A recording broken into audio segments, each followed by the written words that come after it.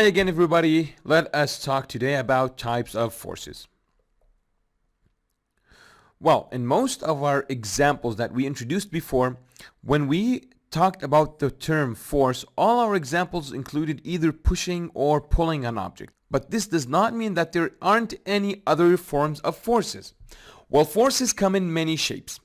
We will be introducing these types. We will be introducing weight, spring forces, tension forces, friction. Now, other shapes of forces also will be introduced later in this course. Well, can you think of any?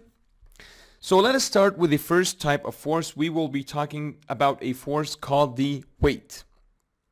Now, weight is the downward force experienced by objects resulting from the gravitational attraction to Earth. So, everybody right here, right now, is subjected to a force called weight. Okay? And weight is always pulling downwards, perpendicularly towards Earth. Now, it's important to know that weight and mass are related to each other, but they are not the same thing. They are two separate things. The relation connecting weight and mass can be simply represented as the weight is equal to the mass multiplied by the gravitational acceleration. So actually you can find the weight on any planet as long as you know the gravitational acceleration on that planet. So we can say that the weight is simply the mass, which is in kilograms, multiplied by the gravitational acceleration. So for example, on Earth it will be 9.8. Now we said that the mass of an object is always constant and it doesn't change, while the weight depends on the gravitational acceleration. So a certain object can have more than one weight depending on which planet this object is on.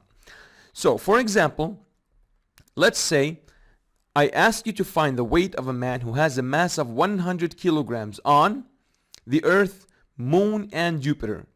Knowing that the gravitational acceleration for each planet is, for example, we already know the gravitational acceleration of Earth, it's equal to 9.8 meters per second square.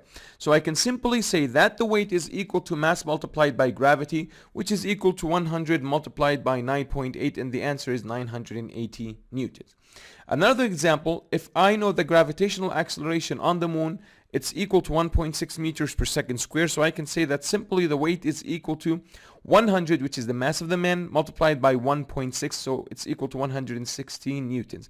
And finally, for Jupiter, Jupiter has the gravitational acceleration equal to 24.8, which is a very high value. So the weight of the same man on Jupiter will be equal to 2,400 newtons. So the whole idea from this example is to understand that the same object that has the same mass can have different weights depending on which planet this object is in. So, a question for you.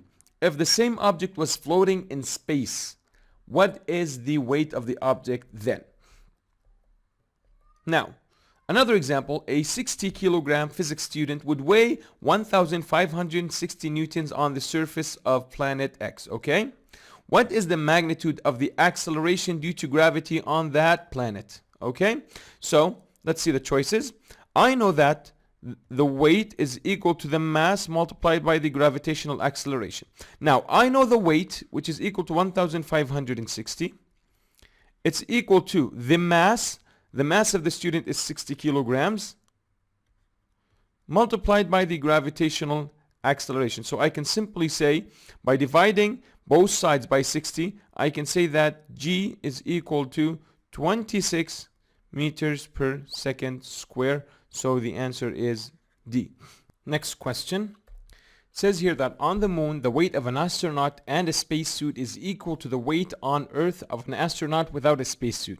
If the mass of the astronaut is 75 kilograms, what is the mass of the spacesuit? So it's basically saying that the weight of the man on the moon plus the weight of the suit on the moon, they are both equal to the weight of the man on Earth. Okay? Now, we know that the weight of the man on the moon is equal to the mass of the man multiplied by the gravitational acceleration on the moon plus the mass of the suit multiplied by the gravitational acceleration on the moon. This is equal to the mass of the man multiplied by the gravity on Earth. Okay? Now, what information do we have? We know that the mass of the man is equal to 75 kilograms, and there's a piece of information here saying that on the moon, G is 1/6 that on Earth. In other words, if we know that G on Earth is equal to 9.8, this means that G on the moon is equal to 9.8 divided by 6, which is approximately 1.6.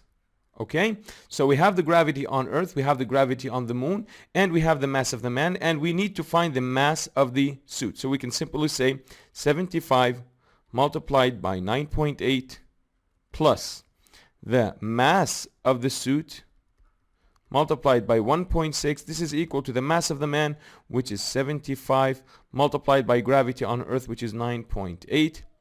Sorry, I need to fix this one. This is 1.6.